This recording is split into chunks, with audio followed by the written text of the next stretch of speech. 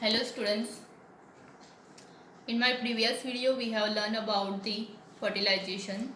Now today we are going to learn about the post fertilization events. Now post fertilization events है वो sexual reproduction में zygote formation के बाद आता है. So events in sexual reproduction after the formation of zygote that are called the post fertilization events. So इसमें zygote and embryogenesis, the second one is the embryogenesis. Embryogenesis, that is a process of formation of embryo. Now zygote formations जो है, so mostly सारे जो sexually reproduced organism है उसमें diploid zygote का formation होना, that is the universal. So formation of the diploid zygote is universal in all sexually reproducing organism. Now अगर fertilization external है, so zygote कहाँ पे फॉर्म होगा? बॉडी के आउटसाइड. एंड अगर फर्टिलाइजेशन जो है इंटरनल फर्टिलाइजेशन है तो zygote फॉर्मेशन कहाँ पे होगा? बॉडी के अंदर. So in organism with external fertilization zygote is formed in the external medium, that is water. And whereas in those exhibiting internal fertilization, zygote is formed inside the body of an organism. Now जो zygote एक बार form हो जाता है, afterwards development जो है zygote का, that is depends on the life cycle of an particular organism and the environment where it is exposed to. Now fungi है, algae है, उसमें क्या होता है कि zygote जो होता है तो zygote के अराउंड वो थिक वॉल डेवलप करते हैं, and that thick wall for the protection purpose or resistance to damage. So in organisms that belonging to fungi and algae, zygote develops a thick wall to resistance for damage. And it sometimes they undergo a period of rest before germination. Germination के before उनका जो period होता है वो rest का period होता है. Afterward suitable environment में वो जर्मिनेट होते हैं. नाउ एवरी इंडिविजुअल्स जो होते हैं, so if every individuals that includes human being also, उनके अंदर जो लाइफ जो स्टार्ट होता है वो सिंगल सेल और जाइगोट में से ही स्टार्ट होता है. सो every sexually reproducing organism including human beings begin life as a single cell, that is the zygote. Now let's talk about the embryogenesis. So embryogenesis is the process of formation of embryo from the zygote. So embryogenesis, it's referred to the process of development of embryo from the zygote. Now during the embryogenesis, a zygote undergoes several cell division, that is with the help of mitosis process. So zygote जो है उसका cell division and cell differentiation होता है, and afterward उसमें से embryo develop होता है. सो cell differentiation में क्या है कि सेल डिफरेंशिएशन थ्रू सेल जो है वो टिश्यू में कन्वर्ट होते हैं और टिश्यू में से ऑर्गन्स बनते हैं to form a particular organism. Now, animals are categorized into oviparous and viviparous, that is based on whether the development of the zygote take place outside of the female or inside the female body.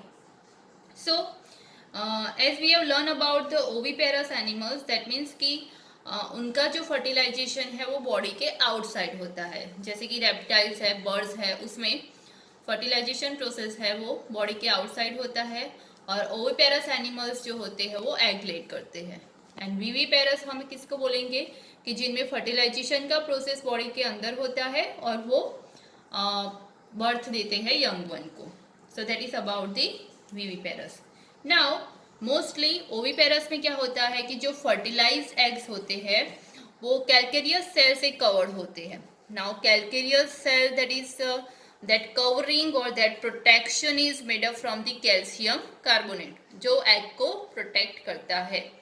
And oviparous है वो egg को safe place पे laid करते हैं and after some incubation period जो eggs है उसमें से यंग वन हैच होता है. So that is about the oviparous. Now viviparous animals जो होते हैं उसमें जाइगोट डेवलपमेंट जो होता है वो फीमेल के बॉडी के अंदर होता है और जाइगोट में से यंग वन फॉर्मेशन होता है after attaining a certain stages of growth. So after attaining a certain stages of growth ये जो यंग वन होता है वो बॉडी के बाहर डिलीवर होता है with the help of female organism. And as की विविपेरस जो होता है, विविपेरस एनिमल होते हैं उसमें जाइगोट फॉर्मेशन बॉडी के अंदर होता है. जाइगोट में से एम्ब्रियो फॉर्मेशन होता है, उसमें से यंग वन फॉर्मेशन होता है. ये जो सारे प्रोसेसेस है वो बॉडी के अंदर रहते हैं और इवन प्रॉपर एम्ब्रियोनिक केयर मिलता है, प्रोटेक्शन मिलता है. सो दैट्स वाई जो यंग वन फॉर्म होता है उनका chances of survival comparatively oviparous animal से ज़्यादा रहता है.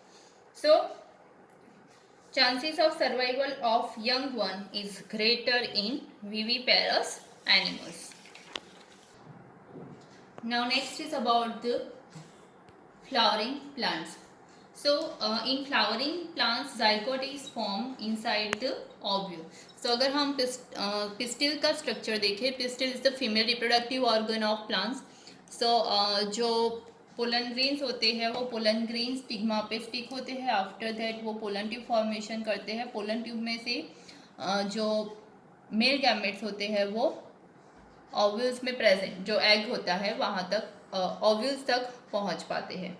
नाउ सो क्या होता है कि जाइगोट जो है that form inside the ovule. So fertilization हो गया. फर्टिलाइजेशन दैट मीन्स कि मेल एंड फीमेल गैमेट का फ्यूजन हो जाता है. So after fertilization sepals, petals, stamens जो होते हैं वो फॉल ऑफ हो जाते हैं, गिर जाते हैं. ओनली वहाँ पे पिस्टिल जो है वो अटैच रहता है. आफ्टरवर्ड जाइगोट में से एम्ब्रियो फॉर्म होता है. देन सो यहाँ पे ये जो जाइगोट दिखाया है वहाँ पे एम्ब्रियो फॉर्मेशन होगा. जो ओव्यूल्स रहता है मतलब कि ये जो है सो ओव्यूल्स में से आफ्टर फर्टिलाइजेशन तो यहाँ पे सीड फॉर्मेशन होगा. देन जो ओवरी है तो ये ओवरी है तो ओवरी की जगह पे क्या आ जाएगा, फ्रूट आ जाएगा. आफ्टरवर्ड्स ये जो ओवरी है that develop a thick wall surrounding over here. So that thick wall develop by the ovary that is called the pericarp. So the function of the pericarp is the protection. Okay, वो protect करता है ovary को और we can say fruit को. Now the next is seed dispersal. अब यहाँ पे seed formation हो गया. दैट मीन्स कि सेक्सुअल रिप्रोडक्शन कंप्लीट हो गया, सीड फॉर्मेशन हो गया है. सो सीड अब डिस्पर्स्ड होता है. सीड डिस्पर्सल दैट मीन्स कि एक प्लेस पे से दूसरे प्लेस पे जाना with the help of wind, animals, human being. Okay, so seed dispersed by the various medium. So एक प्लेस पे दूसरे प्लेस पे जाता है. अगर वहाँ पे सीड को प्रॉपर कंडीशंस मिलता है ग्रोथ होने के लिए और जर्मिनेशन होने के लिए तो वहाँ पे उसका देन जर्मिनेशन होता है, फिर उसमें से न्यू प्लांट फॉर्मेशन होता है. So here we completed the chapter number 1 that is the reproduction in organism. Thank you.